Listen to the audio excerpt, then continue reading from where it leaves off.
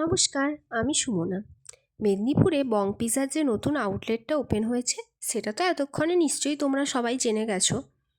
আর যারা জানো না তারা আমার এই ভিডিওটা দেখে জেনে নাও। লোকেশানটা তো মোটামুটি তোমরা দেখেই নিলে প্রথমে, তাও আমি বলে দিলাম। মেদিনীপুর ফ্লাইওভার উঠতেই একদম ঠিক বাম পাশে, আগে যেখানে হাইপেটুকের রেস্টুরেন্টটা ছিল ওখানেই খুলেছে বং পিজা। বং পিজার অনেকগুলো আউটলেট আছে বিভিন্ন জায়গায়, তবে আমি ভিজিট করেছি এই সতকুইয়েরটাতে, আর এটা নিয়ে আমার সেকেন্ড মেদিনীপুরেরটা। তো পিৎজা মোটামুটি খেতে ভালোই লাগে, ভালোই হলো এখানে খুলে। আর সতকুই অত দূর যেতে হবে না, মেদিনীপুরে ঘরের সামনেই পেয়ে যাব আমরা। তো অনেক দিন ধরেই যাবো করছি, আজ হঠাৎ প্ল্যান আর বেরিয়ে পড়া।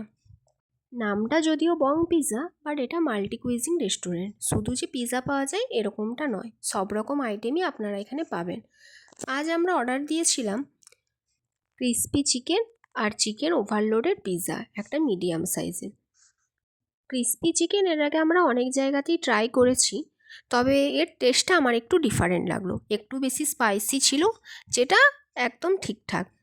আর চিকেন ওভারলোডের পিৎজা নিয়ে তো কিছু বলবো না, সতকুয়েরটাতেও এর আগে ট্রাই করেছিলাম।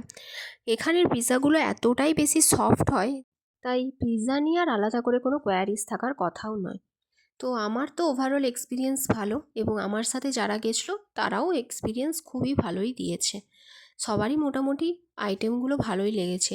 আরেকটা যেটা ইন্টারেস্টিং পার্ট, প্রত্যেকটা সার্ভিসিং প্লেট কিন্তু কাঁসার ডিশে ছিল, যেটা আমার আরেকটু বেশি ইউনিক লেগেছে। সচরাচর এটা দেখতে পাওয়া যায় না কিন্তু।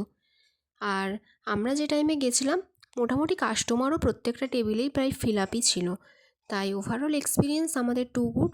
আমি রেকমেন্ড করব সবাইকে একবার করে হলেও গিয়ে ভিজিট করে আসো, যারা এখনও যাওনি। আর যারা গিয়েছো তোমাদের কীরকম লেগেছে সেটাও কমেন্টে জানিও কিন্তু। বিলের ছবিটা আমি লাস্টে দিয়ে দিলাম, দেখে নিও তোমরা। আজকে এত দূর পর্যন্তই, দেখা হচ্ছে খুব তাড়াতাড়ি।